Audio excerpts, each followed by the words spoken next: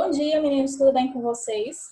Hoje nós vamos dar continuidade, então, ao nosso conteúdo sobre luz, tá? Então, na última aula nós vimos as fontes luminosas, que são primárias e secundárias, onde a primária vai ter luz própria, vai ter a produção da própria luz, e a secundária não. A secundária a gente vai ter a reflexão das fontes primárias. Vimos também que as fontes podem ser pontuais ou extensas, onde as fontes pontuais terão uma iluminação numa dimensão menor, delimitada. Já as fontes extensas, como o Sol, por exemplo, a gente vai ter uma extensão maior, tá? Uma dimensão mais ampliada, ok? Então, hoje a gente vai dar continuidade a esse conteúdo. Então, primeiro nós vamos falar um pouquinho, deixa eu só compartilhar aqui com vocês, sobre os princípios da luz, ok? Então, nós temos 3 princípios da luz. Um princípio que vai ser bastante utilizado na aula de hoje é a propagação retilínea dos raios luminosos, ou seja, a luz se propaga em linha reta. Luz não faz curva, tá? Os raios luminosos não fazem curva, são sempre em linha reta, ok? Princípio da independência dos raios luminosos. Quando 2 raios de luz ou feixes de luz se cruzam, continuam suas trajetórias individualmente. Um raio não interfere na trajetória do outro.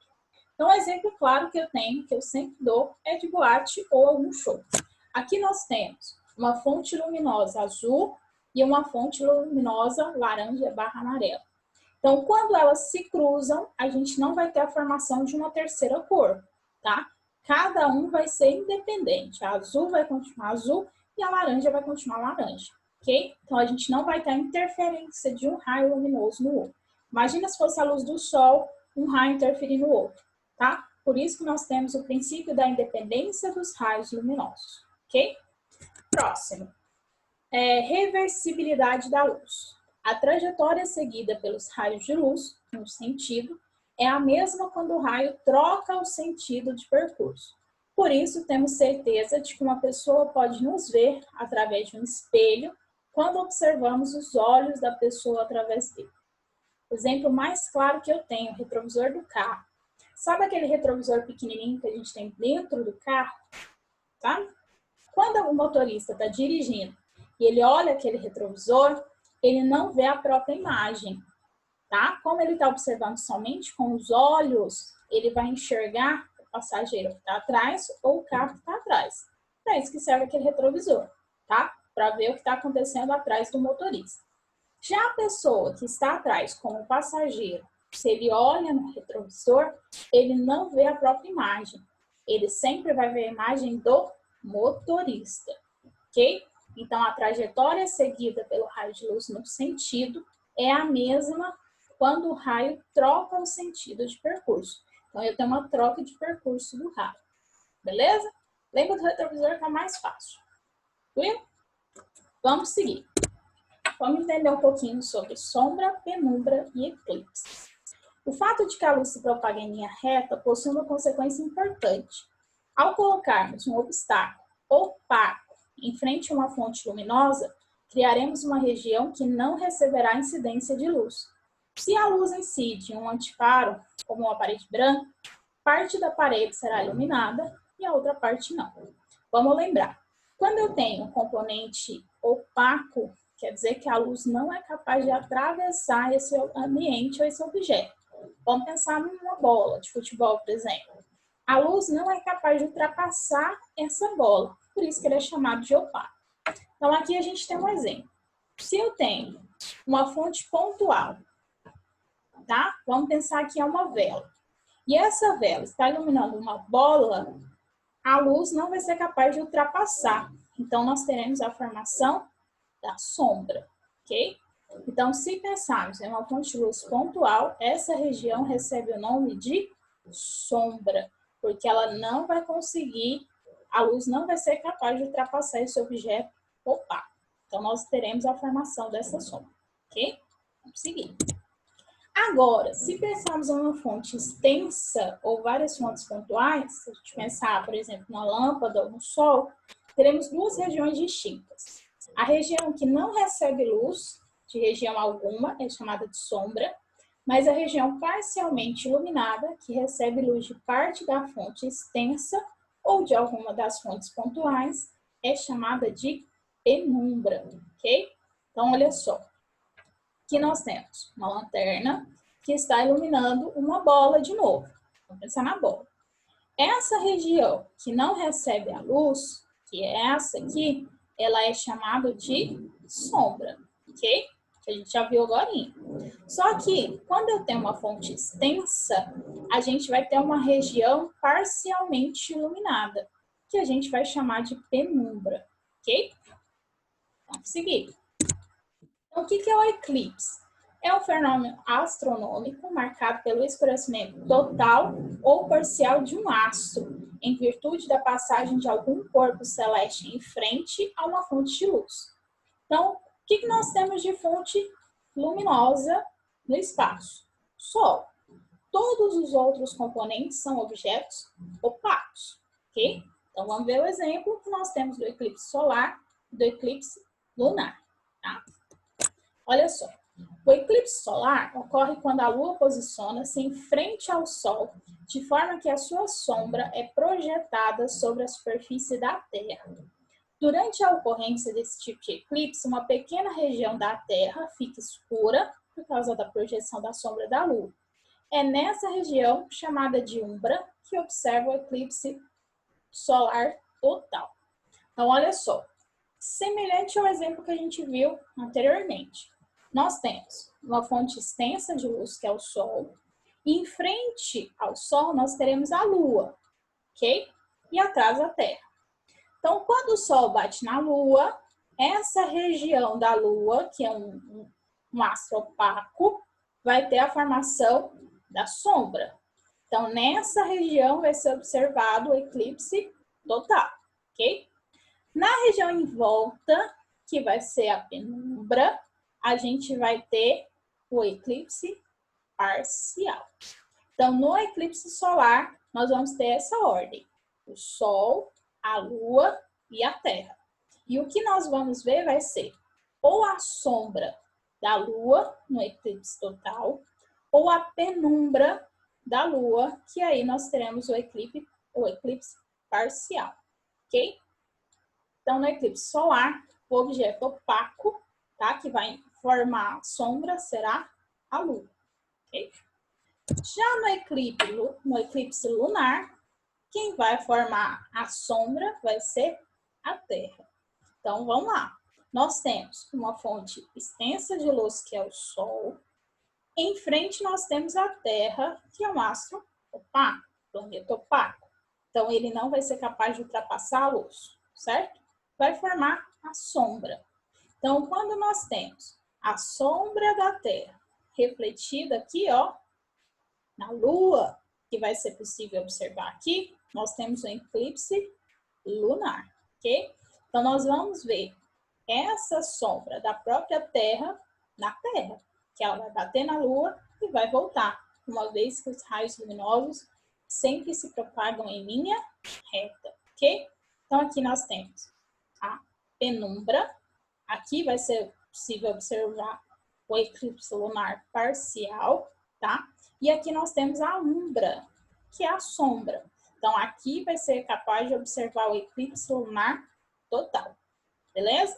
Então, no lunar, nós vamos ter Sol como fonte de luz, a Terra, que vai ser o ambiente, o astro opaco, que vai formar sombra. Essa sombra vai bater na Lua e vai ser refletida na Terra, ok? Então, no eclipse lunar, nada mais é do que a sombra da própria Terra refletida na Lua, que volta para a Terra, beleza? E como que a gente vê os objetos? Isso é um conteúdo bem interessante que eu acho que vocês não sabiam. Na nossa retina, a parte do olho responsável pela formação das imagens, existem dois tipos principais de fotorreceptores. As células que captam os estímulos luminosos fornecidos pelo ambiente, os bastonetes e os corpos. Então, primeiro, para a gente observar qualquer objeto, a gente precisa de luz, tá? Por isso que quando está escuro, a gente não é capaz de enxergar. Nós temos os bastonetes e os cones. Os bastonetes, eles conseguem funcionar com pouca quantidade de luz. Só que aí a gente não tem uma distinção de cor. Sabe quando tá à noite, você apaga a luz e vai andar no escuro, que você vê os objetos, mas você não é capaz de identificar a cor daquele objeto. Então, você está utilizando os bastonetes, que funcionam com pouca luz. Já os cones, eles funcionam com mais luz, eles precisam de mais luz para você conseguir enxergar, tá? Só que os cones, eles vão ter uma ligação direta, tá, com os nossos neurônios, que vão fazer a distinção das diversas tonalidades que nós vemos, ok? Lá no nosso olho aqui nós temos, ó, células nervosas, né, que vai fazer a conexão. Aqui nós temos os cones e aqui os bastonetes, beleza? Também tá vendo 3 cores aqui?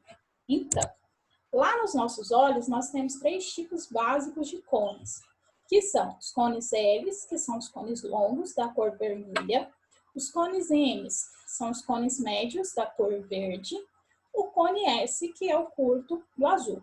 Então, dentro dos nossos olhos, nós só enxergamos esses 3 tipos de cores, o vermelho, o verde e o azul. Quando a gente vê uma cor distinta dessa, nós estamos vendo a combinação dessas cores. Então, se eu tenho a combinação de 2 cores, aí eu vou ter a formação da terceira cor. Então, nossos olhos só são capazes de distinguir essas 3 cores, ok? Para formar as outras, a gente vai ter a combinação dessas cores, beleza? E aí, nós temos a luz branca. A luz branca apresenta todos os comprimentos de onda. Dessa forma, refletem todas as cores. Então, quando a gente tem ativação de todos os cones, nós vemos o branco, tá? Então, na luz branca, como que a gente pode observar isso? Através de um prisma.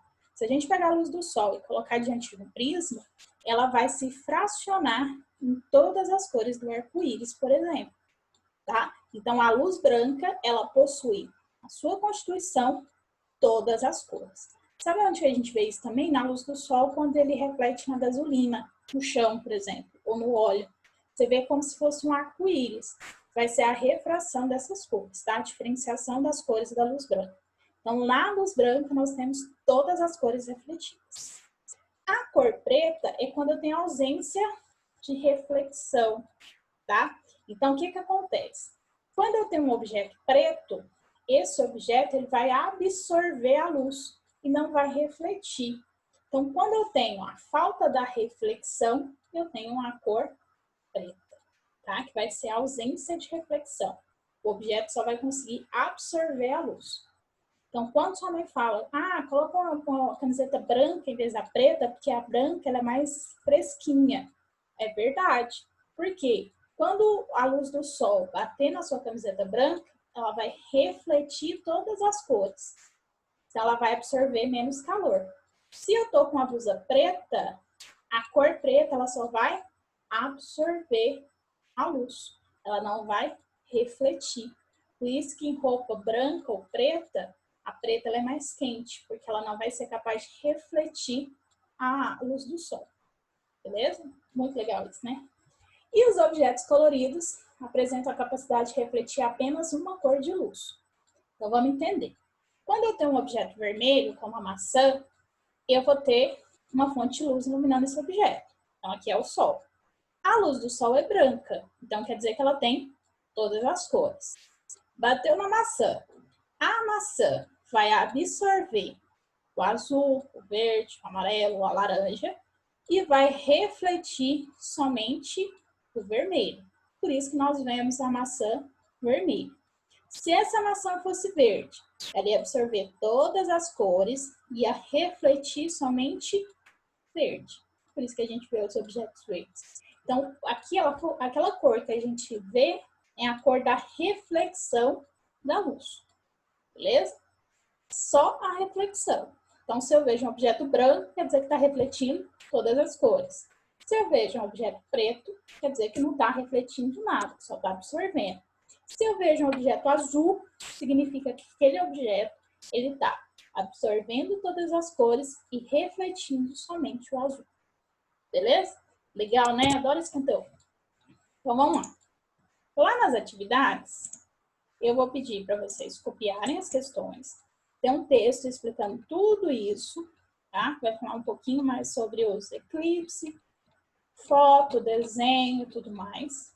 E aí tem as questões. Então, eu vou pedir para que vocês copiem as questões e respondam no caderno, tá bom? Qualquer dúvida, eu estou lá no grupo para ajudar vocês e te esclarecer tudo, tá? Então é isso. Beijo, tchau, tchau.